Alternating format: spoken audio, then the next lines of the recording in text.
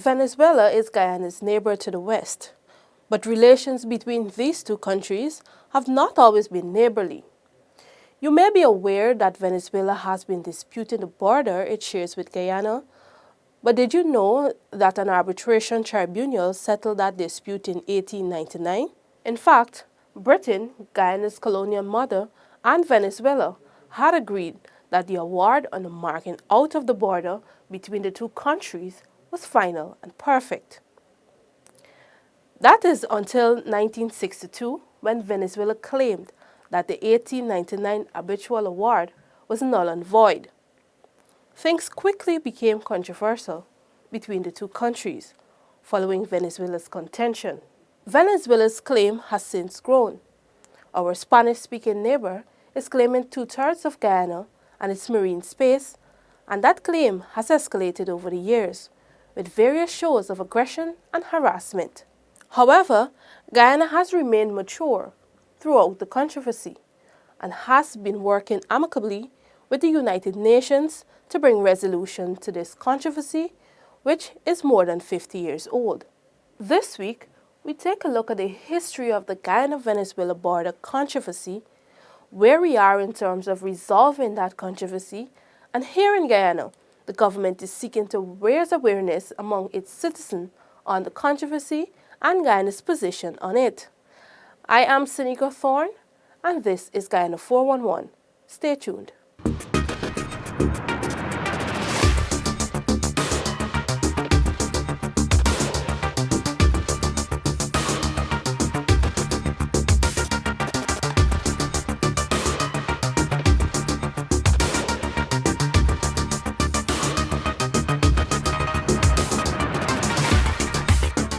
In the 1800s, the British government commissioned the demarcation of British Guyana's borders. It was during this exercise that Venezuela began its claims on Guyana's territorial space. The British had hired a German surveyor to demarcate the British Guyana's borders. This process included discussions with Venezuela. However, the two countries were unable to resolve where our boundary lines should be.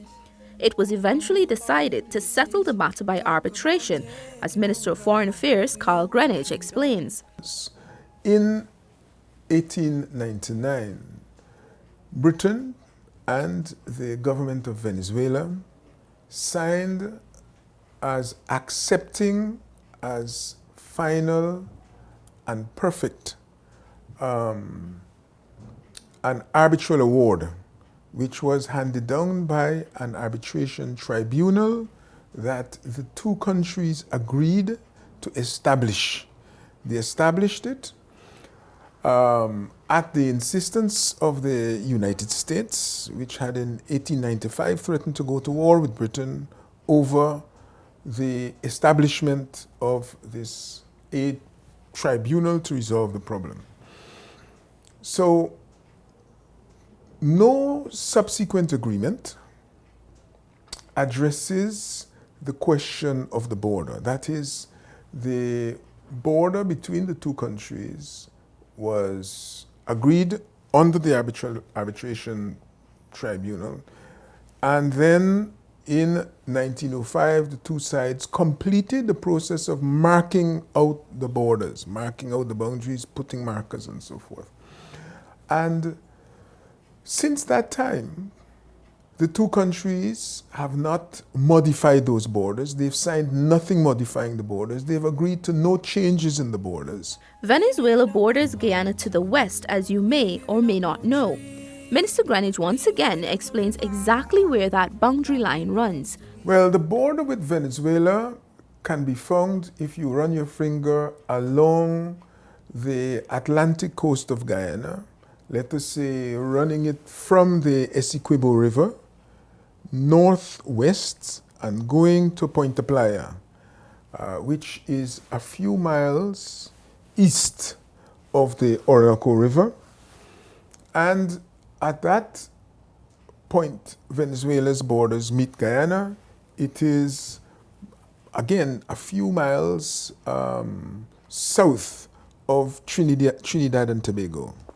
And if you look at the map again, and you imagine You run your finger down the Orinoco River, the third, well, you run your finger along the Orinoco River. Imagine that the banks of the Orinoco, for the most part, have been awarded to Venezuela. They belong to Venezuela. Both sides of both banks of the river. And you come south until you get to, there are a number of points along the border, but the thing is that it joins the Cuyuni River and works its way down to a number of points on Guyana's western side, where the border now becomes shared with Brazil. This was the border that was agreed on in the 1899 Arbitral Award. But more than half a century later, Venezuela decided that it no longer wanted to honor that agreement.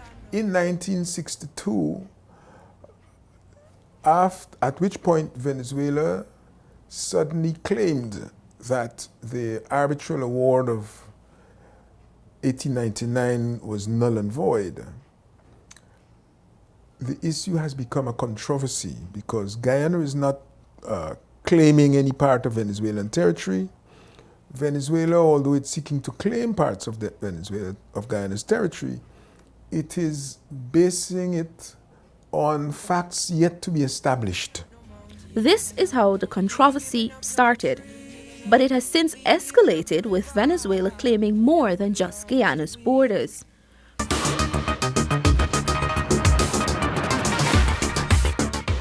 Did you know that Venezuela tried to prevent Guyana's independence by threatening to invade the country if the 1899 award wasn't revised? That was not the only hostile threat from our neighbor, as it sought to claim more than just Guyana's boundary lines. Venezuela's most recent aggressive claim to Guyana's territory dates back to 2015, when our neighbor to the west laid claim to our exclusive economic zone, or EEZ. Venezuela took action in 2015 to pass legislation. In other words, they passed a decree which laid claim to all of Guyana's maritime space off of each country beyond the territorial sea.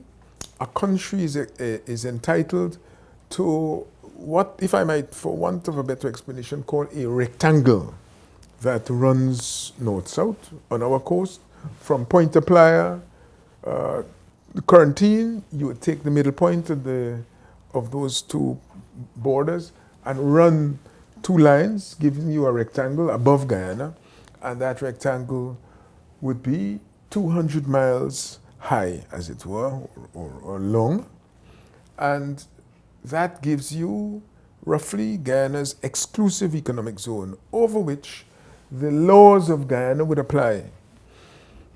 And beyond that 200 miles territory, there's another 150 miles, which is called the extended continental shelf. And that extended continental shelf would also eventually become subject to Guyana's laws, as it were, but it would be in the sovereignty of Guyana. That's a process that's going on everywhere, and the formula for defining the exclusive economic zone and also for the extended continental shelf has been fashioned by the UN within a body in which all countries are represented, called the UN Law of the Sea Convention. And Guyana is a member of that, it subscribes to it, and it is entitled, by virtue of having a coast, to maritime space. So if you don't have a coast, you don't have entitlements to the sea, to maritime space. This claim by Venezuela didn't just claim Guyana's exclusive economic zone, but also that of several CARICOM countries and Colombia. Venezuela backed up its claim to Guyana's territory with threats and intimidation. These included a show of its armed forces along the border and armed marine vessels in Guyana's waters. In 2013, Venezuela had seized a vessel that was exploring for oil in Guyana's EEZ. It is important to note that Venezuela's claims to Guyana's waters in 2015 came around the same time ExxonMobil announced the discovery of oil offshore Guyana in the Stabroek Block. More recently, Venezuela had declared that Guyana's offshore oil exploration violated the 1966 Geneva Agreement the two countries are signatories to. Another more notable claim by Venezuela was made at the beginning of the controversy when it claimed the entire Essequibo region, which is 2/3 of Guyana's landmass. The Essequibo region also is Guyana's richest region in terms of natural resources such as gold, and Venezuela once again backed up its claims with a show of aggression. Last year, there were reports that Venezuelan armed forces shot at Guyana Geologian Mines Commission officers while they were working in the Cuyuni River. These are just some of Venezuela's claims and aggressive actions against Guyana since it declared that the 1899 arbitral award was null and void. Minister of Foreign Affairs Carl Greenidge notes that Venezuela's harassment has impeded Guyana's development. We've lost territory, and our development has been stymied by Venezuela doing what I've mentioned, seizing ships, shooting at operators working in the Cuyuni, involving even mortalities, and undertaking a variety of actions meant to discourage development and investment in particular from Guyana, writing to companies, putting advertisements in the newspapers claiming Guyanese territory is theirs, and the like. Guyana has not sat idly by while Venezuela tries to intimidate us into conceding our patrimony. Minister Greenidge notes that these actions have been raised with the United Nations. Claim by Venezuela, and also the positioning of military forces along Guyana's land borders, and even of marine vessels, armed marine vessels, in Guyana's stretch of the Cuyuni River, led to us calling upon the UN Secretary General to bring to an end what I think you normally call the good offices. In fact, Guyana has been actively seeking to resolve the controversy created by Venezuela through international channels like the United Nations, which is an international intergovernmental organization that, among other things, maintain international order.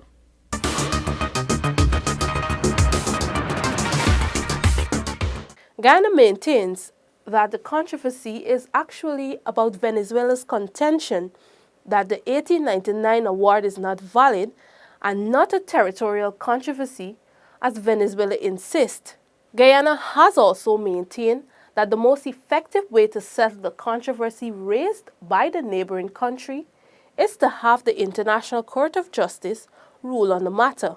Mere months before Guyana gained its independence in 1966, attempts were made to address the contention raised by Venezuela on the nullity of the 1899 arbitral award. In February 1966, Guyana, Britain, and Venezuela met in Geneva, where the Geneva Agreement was crafted. Present at that signing was renowned Guyanese diplomat Sir Sridhat Ramphal. He is believed to be the only surviving representative that was present at the signing of the agreement. I recall it well, the occasion. And it was a maddening occasion because this was something so much of the past that it should have been of the past, and should not have been even in our thoughts as we looked ahead. But Venezuela was adamant, was threatening, and had to be dealt with. Minister Greenidge explains the contents of the agreement. Which agreement says, look, if after today these two countries discuss this issue and can't can't arrive at a resolution, then they would call upon the Secretary General of the United Nations to choose from a menu of options. And they will continue to choose once none of those items on the menu solves the problem for them. 51 years after the creation of the Geneva Agreement, the two countries have utilized several tools to settle the controversy. For the last 25 years, the two sides have been engaged in the United Nations Good Offices process. The Good Offices and mediation role of the Secretary General in the prevention and the peaceful settlement of disputes derive from the Charter and have been developed through extensive practice. These roles can be set in motion at the Secretary General's own initiative in response to a request from one or more of the parties to a dispute, or as a result of a request from the Security Council or the General Assembly. Minister Greenwich once again explains. What the resort to the Geneva Agreement has allowed, and all of these things happened even as the Geneva Agreement was in place, was for the UN Secretary General to choose from the menu. And in what he did after 1982 was to choose a representative, which representative would seek to work between the two countries, almost like a conciliator, to try and get ideas from the two sides, try and take action to keep the controversy under control. And you had a number of personal representatives appointed. This Good Offices mediation process was unable to bring an end to the controversy. And this is what we told them in 2015. In fact, the PPP administration had written to them in December 2014 saying, look, this process is not working. So it's not something that one government has been concerned about or suddenly decided on. It was the opinion of our predecessors that the process was unsatisfactory and not working. And for that reason, the Secretary General reacted in the first instance by acknowledging that the controversy was not resolved and calling upon the two countries to do some things, withdrawing Venezuelan troops from the border and out of our waters, sending back their ambassador to Georgetown, which they had withdrawn, and also permitting Guyana's ambassador to be accredited in Venezuela. We never withdrew our ambassador. Yet despite doing all this, the two countries were nowhere near an end to resolving the issue. So it was decided by the former Secretary General of the United Nations, Ban Ki-moon, to give the Good Offices process one final chance. Ban Ki-moon had also promised in September of 2015 to put in place a process that would take 1 year, which would enable us to have one last try in terms of a dialogue to resolve this controversy, and then to refer the matter to the ICJ if it were not done. He wasn't able to pursue the plan that he had put to the two countries, largely because Venezuela refused to accept the names of the persons he'd identified, including all of whom were internationally distinguished persons, and including Latin Americans for the most part, if not all Latin Americans. And then he, just before he stepped down, and at the end of the 1 year, agreed with his successor that they would have a 1 more year of trying. And if at the end of that year there was no resolution, that by way of a significant progress towards arriving at a solution of the contention of Venezuela that the arbitration award was null and void, then they would, he would send it, the SG would refer the matter to the International Court of Justice. And this is where we are currently. Earlier this year, the current United Nations Secretary General announced his representative, Norwegian diplomat Ambassador Dag Nylander, to facilitate the Good Office's mediation process between Guyana and Venezuela. That representative has since visited Guyana twice. The UN Secretary General's personal representative has until November to try to resolve the issue. Guyana has committed its full support to giving this final year of the Good Office's process the best opportunity of success.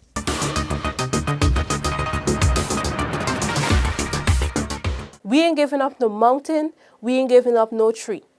We all know these iconic lyrics, but how many of you know it was created as a rebuff of Venezuela's claim to Guyana's territory? We are a peaceful people, struggling, we struggle, and we don't look for trouble, just ask around. But when outside faces, from foreign places. Created by local musician Dave Martin, Not a Blade of Grass was penned in the 70s as the controversy between the neighbors brewed. The song became so popular it was adopted by the then government as advocacy on the border controversy. There is no doubt that the song inspires country pride and patriotism. Not a Blade of Grass is perhaps the most popular and iconic piece of information on the border controversy. As Guyana gives its full support to bringing an end to this age-old controversy, this government wants to do more to sensitize its people on the issue, beginning in the schools. A decision has been taken at the cabinet level, Minister of State Joseph Harmon noted earlier this year. It was agreed that the information relevant to this issue will be disseminated so that the nation can be sensitized about the controversy, especially with regards to Guyana's position. It was also decided that all the relevant information on this matter will be incorporated in the school's curricula throughout the country. Minister Greenidge explains the importance of reintroducing the issue into the school system. Normally, and prior to the 1990s, history and civics and geography were taught across all the schools. And in the course of teaching that, students will be aware that these areas, Essequibo, maritime resources and the like, would be the subject of claims by a neighboring state. And the civics curriculum, international relations programs that would have been taught would include information that would be subject to examination on these things. For reasons best known to itself, the previous government let these things lapse, and so it is important to reintroduce them as part of ensuring that the public has a complete education as to their own geography, as to their current rights, as to the situation in relation to their borders, and as to the threats that face us from neighbors. Minister Greenidge notes that, unlike Venezuela, Guyana is not fabricating any part of its history to generate nationalism. We simply trying to and intend to ensure that the educational curricula takes into account the realities of the space that we occupy and the culture in which we live. So there have been programs in over the last year and a half which have sought to explore the various aspects of the controversy and its implications, and the process that has been in place, either illegally or legally, to fix it. So they would have been exposed to what Venezuela has done in the space and what we are doing. We're a peaceful people, struggling, we struggle, and we don't look for trouble, just ask around. But when outside faces, from foreign places, talk about taking over, we ain't backing down. So we ain't giving up no mountain, we ain't giving up no tree, we ain't giving up no river. That belongs to we. disgrace. Not one for us, not a blade of grass.